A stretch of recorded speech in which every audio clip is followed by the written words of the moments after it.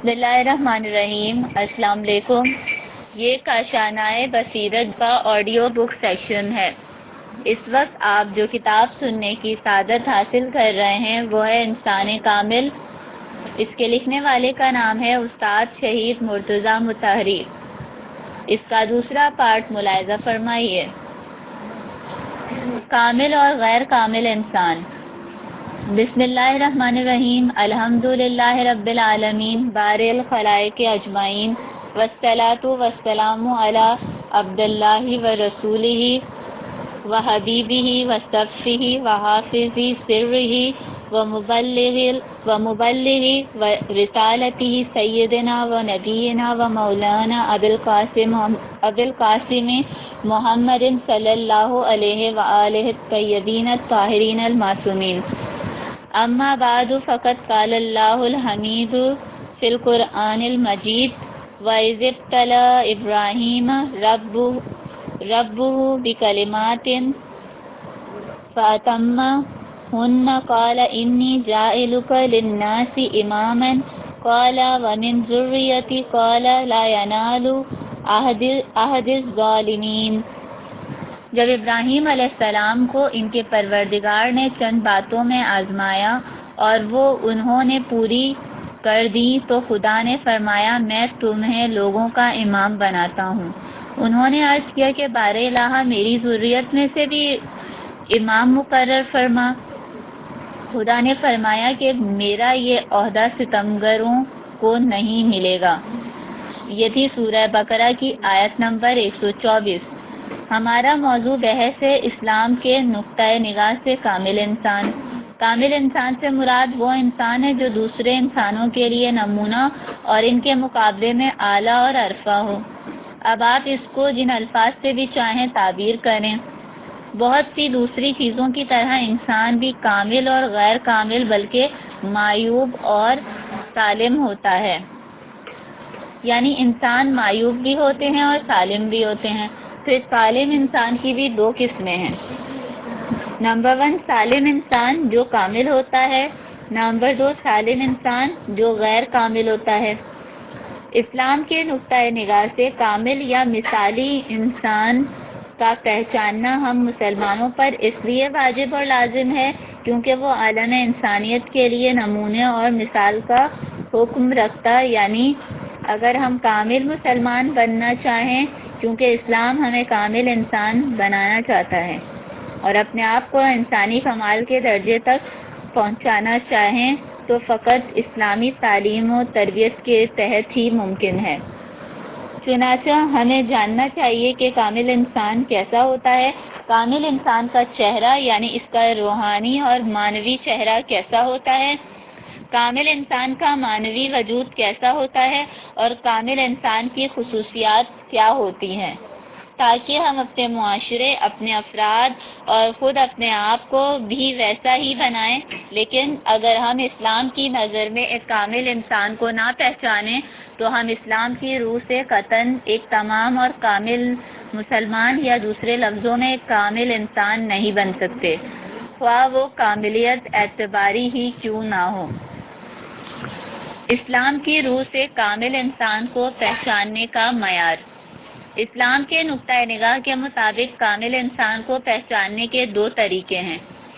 پہلا طریقہ یہ ہے کہ ہم دیکھیں قرآن میں اور پھر سنت میں اپنے بیانات میں کامل انسان کی تعریف کیسے کی ہے۔ اگرچہ قرآن اور سنت میں کامل انسان کا نہیں بلکہ کامل مسلمان اور کامل مومن کا ذکر آیا ہے، لیکن ہم بخوبی جانتے ہیں کہ کامل مسلمان کے معنی ایک ایسے انسان کے ہیں جو اسلام میں کمال کو پہنچا ہو، اور کامل مومن سے مراد وہ انسان ہے جو ایمان کی بدولت کمال کو پہنچا ہو۔ اب دیکھنا یہ ہے کہ قرآن اور سنت نے کامل انسان کی کیا خصوصیات بیان کی ہیں اور اس کے چہرے مہرے کے لیے کون سے خطوط کھینچے ہیں۔ حسن اتفاق سے قرآن اور سنت میں اس موضوع پر بہت کچھ کہا گیا ہے۔ دوسرا طریقہ یہ ہے کہ ہم انسانوں میں سے معیاری افراد کو پہچانیں اور انہیں اپنے لیے نمونہ بنائیں۔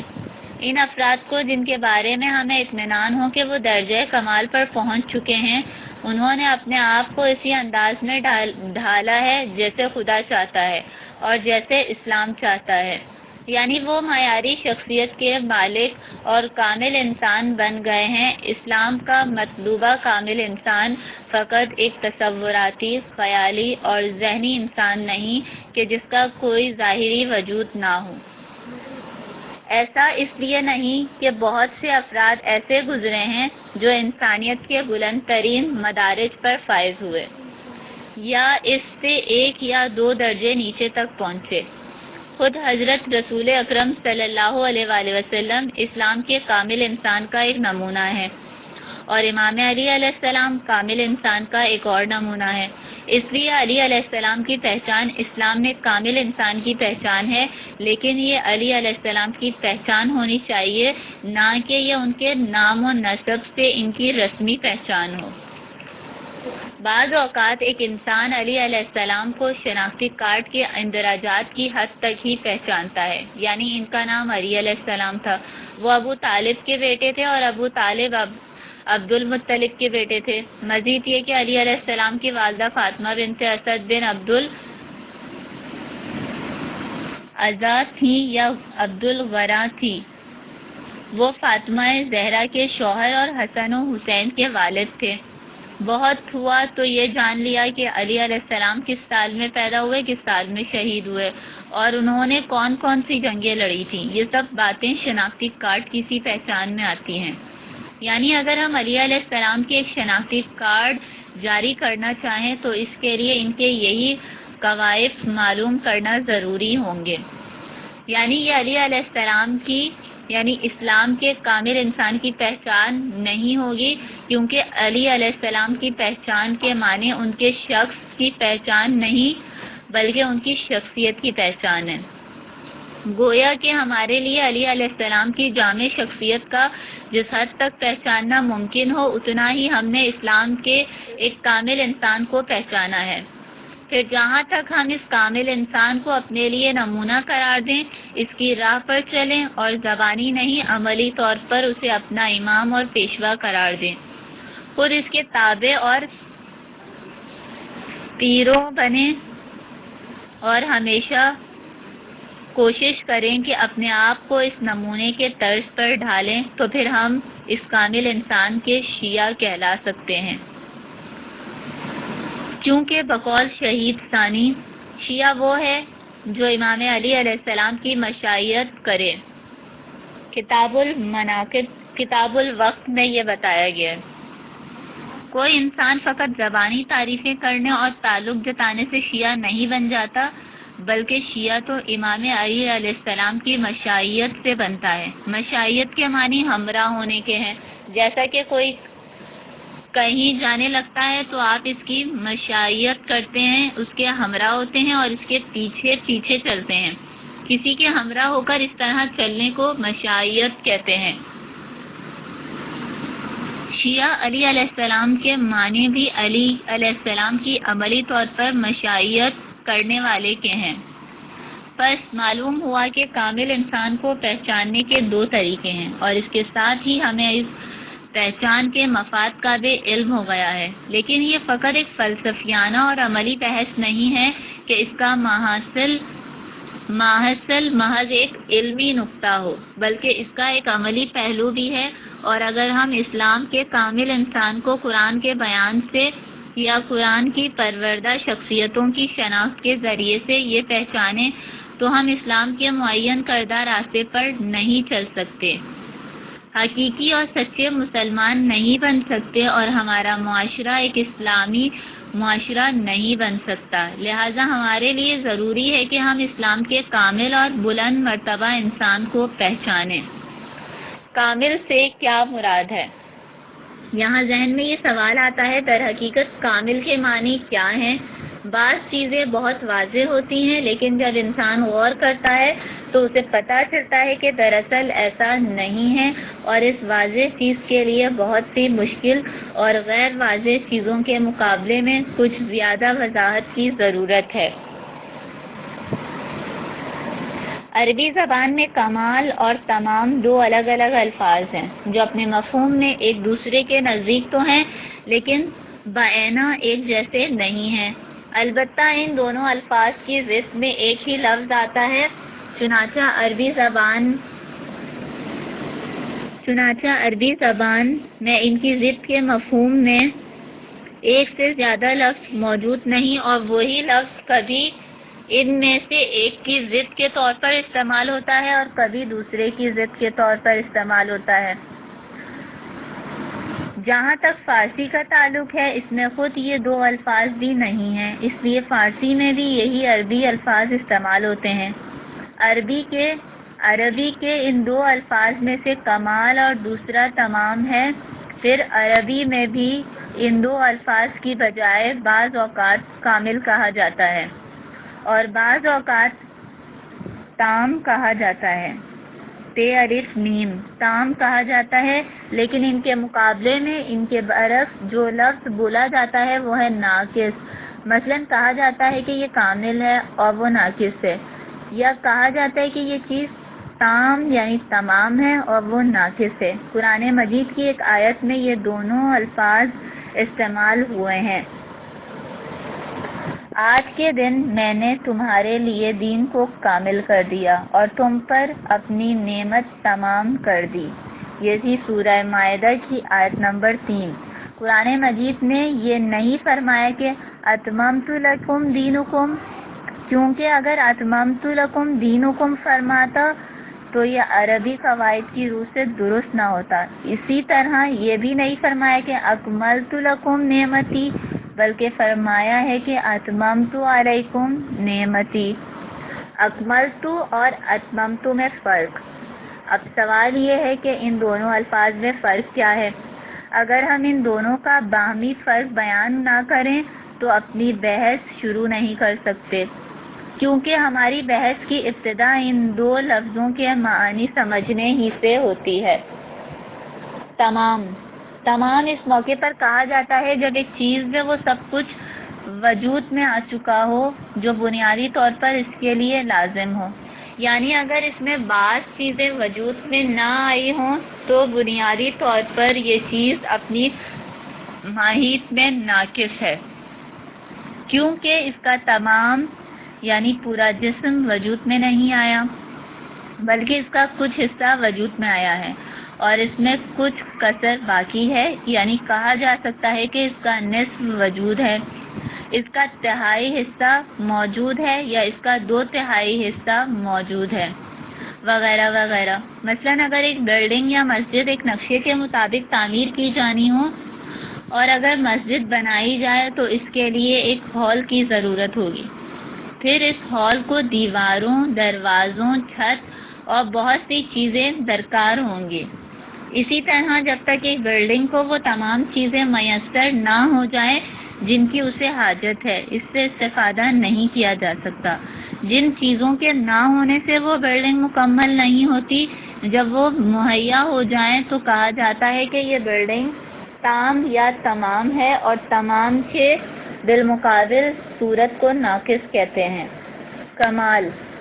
کمال اس موقع پر کہا جاتا ہے جب ایک چیز تمام ہو جانے کے بعد ایک درجہ بلند تر جا سکتی ہو، اور پھر اس بلند تر درجے سے بھی ایک درجہ بلند تر جا سکتی ہے، وغیرہ وغیرہ۔ اگر اس میں یہ کمال نہ بھی ہو تو بھی تمام اپنی جگہ پر موجود رہتا ہے، اور اگر کمال ہو تو وہ چیز ایک درجہ بلند تر ہو جاتی ہے۔ کمال کو عمودی سمت میں اور تمام کو افقی سمت میں ظاہر کیا جاتا ہے، یعنی جب کوئی چیز افقی سمت میں اپنی انتہا کو پہنچتی ہے تو کہا جاتا ہے کہ وہ تمام ہو گئی، اور اگر عمودی سمت میں حرکت کرے اور آخر تک پہنچے تو کہا جاتا ہے کہ وہ کمال کو پہنچ گئی۔ مثلا کہا جاتا ہے کہ فلاں شخص کی عقل کامل ہو گئی ہے، یعنی وہ پہلے بھی عقل رکھتا تھا لیکن اب اس کی عقل ایک درجہ بلند تر ہو گئی ہے، یا کہا جاتا ہے کہ فلاں شخص کا علم کامل ہو گیا ہے، یعنی وہ پہلے بھی علم رکھتا تھا اور اس سے استفادہ کرتا تھا لیکن اب اس کا علم ایک درجہ بلند تر اور کامل ہو گیا ہے۔ اور اس نے کمال کا ایک مرحلہ طے کر لیا ہے۔ بس ہمارے معاشرے میں کوئی تو تمام انسان ہوتا ہے اور اس کے مقابلے میں ایک انسان وہ ہوتا ہے جو اس کی نقطۂ نگاہ سے ناتمام ہے، یعنی اس میں قصر ہے، اور در حقیقت وہ نیم انسان ہے، تہائی انسان ہے، چوتھائی انسان ہے، یعنی وہ ایک تمام انسان نہیں ہے، لیکن ایک تمام انسان اس آخری حد تک کامل اور کامل تر ہو سکتا ہے کہ کوئی انسان اس سے بلند تر نہیں ہو سکتا۔ اسے ہم انتہائی کامل انسان کہتے ہیں، جو انسانیت کی بلندی کی آخری حد ہے۔ کامل انسان کی اصطلاح اسلامی ادبیات میں 7ویں صدی ہجری سے استعمال ہونے لگی ہے۔ اس سے پہلے اس کا کوئی وجود نہ تھا، اگرچہ موجودہ دور میں یہ اصطلاح یورپ میں بھی عام ہو گئی ہے، تاہم یہ سب سے پہلے دنیائے اسلام میں ہی ظاہر ہوئی تھی۔ وہ پہلا شخص کہ جس نے کامل انسان کا مسئلہ اٹھایا اور اسے کامل انسان کی اصطلاح سے تعبیر کیا، وہ مشہور عارف محی الدین عربی اندلسی تائی ہے۔ محی الدین عربی اسلامی عرفان کا بابا آدم ہے، یعنی اسلامی دنیا کے تمام عرفا کے جنہیں آپ جانتے ہیں وہ سب کے سب محی الدین ہی کے مکتب سے تعلق رکھتے ہیں۔ ان میں ایرانی اور فارسی بولنے والے عرفا بھی شامل ہیں جو 7ویں صدی کے شروع میں اور کچھ 7ویں صدی کے بعد بھی ہوئے ہیں۔ مولوی مانوی کو ہی لیجیے، وہ اپنی تمام عظمت کے باوجود عرفان کے معاملے میں محی الدین عربی کے مقابلے میں کچھ بھی نہیں ہے۔ محی الدین عربی نژاد اور حاتم طائی کی اولاد میں سے تھے اور اندلس موجودہ اسپین کے رہنے والے تھے، لیکن انہوں نے تمام اسلامی ممالک کے سفر کیے اور آخر شام میں وفات ہو گئے، جہاں ان کی قبر اس وقت بھی موجود ہے۔ صدر الدین کونوی محی الدین عربی کے ایک شاگرد تھے، جن کا شمار محی الدین کے بعد بڑے بڑے عارفوں میں ہوتا ہے۔ اسلامی عرفان کو بڑی دقیق علمی صورت میں پیش کرنے کا کام محی الدین نے کیا اور صدر الدین کونوی نے اس کی تشریح اور توضیح کرنے کا فرض انجام دیا۔ مولوی مانوی صدر الدین کونوی کے ہم عصر تھے۔ صدر الدین کونیہ کی ایک مسجد میں امام جماعت تھے اور مولوی مانوی وہاں جا کر ان کے اقتدار میں نماز ادا کیا کرتے تھے۔ محی الدین عربی کے نظریات اور تصورات انہی صدر الدین کونوی کے وسیلے سے مولوی مانوی کو منتقل ہوئے۔ یہ انوکھی اور نرالی باتیں جو آپ اس بارے میں سنتے ہیں، ان کی کوئی حقیقی بنیاد نہیں ہے، کیونکہ اسلامی عرفان کے اصول کچھ اور ہیں اور وہ ان ڈھکوسلوں سے بالکل الگ ہیں جو آج کل بعض لوگ گھڑ کر روزناموں اور رسالوں میں چھپواتے ہیں۔ محی الدین عربی نے جو مسائل پیش کیے ہیں، ان میں سے ایک کامل انسان کا مسئلہ ہے، لیکن اس نے یہ مسئلہ عرفان کے نقطۂ نگاہ سے پیش کیا ہے۔ اگر آئندہ مجالس میں اس بارے میں بحث کرنا ضروری ہوا تو میں اس موضوع پر قدرے زیادہ مفصل گفتگو کروں گا۔ اگرچہ دوسرے لوگوں نے بھی اپنے اپنے نظریے سے کامل انسان کے بارے میں گفتگو کی ہے، لیکن محی الدین عربی وہ پہلے شخص ہیں جنہوں نے سب سے پہلے انسان کامل کی اصطلاح کو استعمال کیا ہے اور اسے خاص عرفانی نقطۂ نگاہ کے ساتھ بیان کیا ہے۔ اب جب کہ ہم دیکھنا چاہتے ہیں کہ کامل انسان قرآن کے نقطۂ نگاہ کے مطابق کیسا ہوتا ہے، لہذا مجبوراً اپنی بحث تمام انسان اور ناقص انسان سے شروع کرتے ہیں، کیونکہ جب تک ہم یہ مرحلے طے نہ کر لیں اس مرحلے تک نہیں پہنچ سکتے۔ کیا ہمارے معاشرے میں سالم انسان اور معیوب انسان موجود ہیں؟ ان میں سے ایک پورا اور ایک ادھورا ہے۔ اس کا تعلق انسان کے تن اور بدن سے ہے۔ اس میں کوئی شک نہیں کہ بعض انسان جسم کے لحاظ سے سالم ہیں اور بعض دوسرے معیوب یا مریض ہیں، یا ان کے کسی عضو میں کوئی نقص ہے۔ ممکن ہے کہ ایک شخص اندھا وغیرہ ہو، لیکن ان چیزوں کا تعلق ذات انسان یعنی وجود سے ہے۔ کیا آپ نے کبھی غور کیا ہے کہ اگر ایک انسان اندھا ہو یا بہرا ہو یا مفلوج ہو یا بد شکل ہو یا پست قد ہو تو آپ اس چیز کو اس کے لیے خامی یا نقص نہیں سمجھتے؟ ہاں، ان خامیوں کو آپ اس کی شخصیت اور انسان کے لحاظ سے نقص شمار نہیں کرتے۔ مثلاً سقراط ہی کو لیجئے، یونان کا یہ معروف فلسفی جسے پیغمبروں کے راستے پر چلنے والا سمجھا جاتا ہے، دنیا کے انتہائی بدصورت افراد میں سے تھا، لیکن کوئی بھی اس کی بدصورتی کو انسان کی حیثیت سے سقراط کے لیے عیب نہیں سمجھتا۔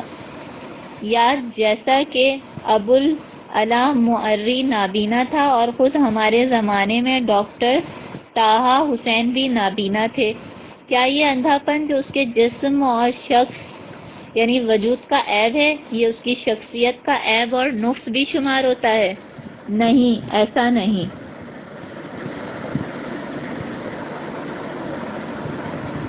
تو پھر یہ خود اس امر کی دلیل ہے کہ انسان دو چیزیں رکھتا ہے، ایک شخص اور دوسرے شخصیت۔ وہ ایک تن رکھتا ہے اور ایک روح، ایک جسم رکھتا ہے اور ایک روان۔ روح کا نظام جسم سے الگ ہے، اور جو لوگ یہ سمجھتے ہیں کہ انسان کی روح اس کے جسم کی تابع ہے، یہیں انہوں نے 100% دھوکہ کھایا ہے۔ اب بنیادی سوال یہ ہے کہ جب انسان کا جسم سالم ہو تو کیا اس کی روح بیمار ہو سکتی ہے یا نہیں؟ یہ چیز بجائے خود ایک مسئلہ ہے۔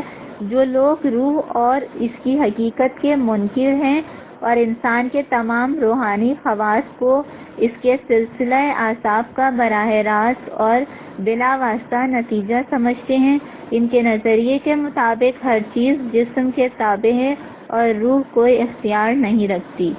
اگر روح بیمار ہو تو لازمی طور پر جسم بیمار ہوگا، کیونکہ روح کی بیماری جسم ہی کی بیماری ہے۔ خوش قسمتی سے موجودہ زمانے میں یہ بات بڑی حد تک ثابت ہو گئی ہے۔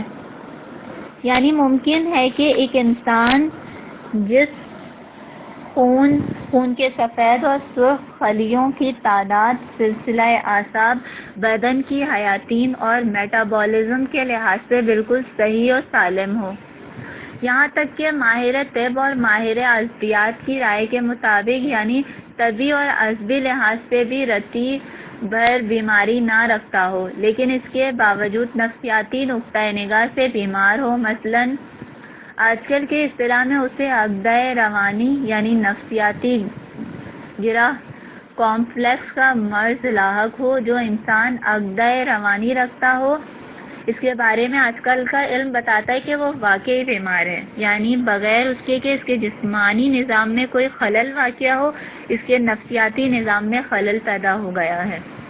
اس بنا پر ایسے نفسیاتی مریضوں کا علاج مادی دواؤں سے نہیں کیا جا سکتا۔ مثلاً ایک ایسے شخص کو لیجئے جو تکبر کا عقدہ روانی رکھتا ہے، اس کے متعلق ثابت ہو چکا ہے کہ واقعی یہ ایک بیماری ہے، واقعی روح اور روان کا خلل ہے۔ کیا اس کے لیے دواخانے سے ایسی دوائی حاصل کی جا سکتی ہے کہ اگر وہ انسان اسے کھائے تو اس کا تکبر تواضع میں بدل جائے؟ کیا یہ ممکن ہے کہ ہم ایک قسی القلب انسان یا ایک جلاد کو ٹیکے لگا کر اور گولیاں کھلا کر ایک مہربان اور شفیق انسان میں تبدیل کر دیں؟ اس کا علاج تو ہو سکتا ہے، لیکن اس کے علاج کا طریقہ مختلف ہے۔ جیسا کہ بعض اوقات جسمانی بیماری کا علاج نفسیاتی طریقے سے اور نفسیاتی بیماری کا علاج جسم کے ذریعے سے ہوتا ہے۔ یہ بھی ایک عجیب مسئلہ ہے کہ اکثر ایسا ہوتا ہے کہ بیماری تو جسمانی ہوتی ہے، لیکن کچھ ذہنی تحریکوں اور روحانی تقویتوں کے وسیلے سے انسان دوبارہ تندرست ہو جاتا ہے۔ یہ اس بات پر قطعی دلائل ہیں کہ انسان ایک ایسا موجود ہے جو جسم اور روح سے مرکب ہے، لیکن روح جسم سے آزاد ہے اور اس کا تابع مطلق نہیں ہے، اور حکماء کے قول کے مطابق یہ دونوں ایک دوسرے پر اثر انداز ہوتے ہیں۔ روح جسم پر اثر کرتی ہے اور جسم روح پر اثر ڈالتا ہے۔ یہ بات اس امر پر دلیل ہے کہ انسان کا نفسیاتی نظام بذات خود ایک مستقل حیثیت رکھتا ہے۔ ہم کامل انسان کے بارے میں گفتگو کر رہے ہیں۔ اس کے متعلق مفصل بحث کرنے سے پہلے ہم نے سالم انسان اور معیوب انسان کا جو ذکر کیا ہے، یہ اس بحث کی تمہید کے طور پر ہے اور یقیناً لازم اور ضروری تھا۔ ہم کہنا یہ چاہتے ہیں کہ اس عیب اور سلامتی کا روح اور جسم سے کوئی تعلق نہیں ہے، لہٰذا ہم یہ نہیں چاہتے کہ یہاں طبی اعتبار سے بحث کریں اور پھر تجزیے کے بعد معلوم ہو کہ کون سا انسان سالم ہے اور فی الواقع اس کے بدن کے تمام اعضاء سالم ہیں، کیونکہ اس بات کا ہمارے موضوع سے کوئی تعلق نہیں اور بنیادی طور پر ہماری گفتگو بدن سے متعلق نہیں ہے۔ بس واقعے میں یہ ممکن ہے کہ انسان نفسیاتی نقطۂ نگاہ سے مریض و معیوب ہو، اور یہ بھی ممکن ہے کہ صحیح و سالم ہو۔ قرآن نے بھی اس اصول کو پذیرائی بخشی ہے، جیسا کہ ایک مقام پر آیا ہے، ان کے دلوں میں مرض تو تھا ہی، اب خدا نے ان کے مرض کو اور بڑھا دیا ہے۔ یہ تھی سورہ بقرہ کی آیت نمبر 10۔ یعنی ان کے دل اور روح میں مرض ہے۔ قرآن یہ نہیں کہتا کہ ان کی آنکھیں بیمار ہیں۔ قرآن نے جس قلب کا ذکر کیا ہے وہ قلب نہیں جس کا ذکر علم طب میں ہے، بلکہ اس مقام پر انسان کے قلب سے مراد اس کی روح اور نفس ہے۔ نیز خدا قرآن کے بارے میں فرماتا ہے، اور ہم تو قرآن میں وہی چیز نازل کرتے ہیں جو مومنوں کے لیے شفا اور رحمت ہے، مگر وہ نافرمانوں کے لیے تو گھاٹے کے سوا کچھ بڑھاتا ہی نہیں۔ یہ تھی سورہ بنی اسرائیل کی آیت نمبر 82 یعنی 82۔ یعنی ہم نے قرآن مومنوں کے لیے شفا اور رحمت کے طور پر بھیجا ہے۔ امیر المومنین علیہ السلام فرماتے ہیں، تقویٰ تمہارے دلوں کے مرض کی دوا ہے۔ یہ ہے نہج البلاغہ مفتی جعفر حسین، خطبہ نمبر 196۔ نیز فرماتے ہیں، بلاؤں اور مصیبتوں میں سے ایک فقر ہے، فقر ہے، اور فقر سے بدتر بدن کی بیماری ہے، اور بدن کی بیماری سے شدید تر انسان کے قلب کی بیماری ہے۔ یہ تھی نہج البلاغہ مفتی جعفر حسین کی حکمت نمبر 388۔ قرآن مجید کا ایک مقصد انسان کو سالم انسان بنانا ہے، لیکن اس سے پیشتر کہ ہم اپنے متعلق کامل انسان ہونے کی توقع رکھیں یا ایک کامل انسان کے نزدیک ہونا چاہیں، یا ہمیں اپنا محاسبہ کرنا اور یہ دیکھنا چاہیے کہ آیا ہم بنیادی طور پر سالم انسان ہیں یا معیوب انسان ہیں۔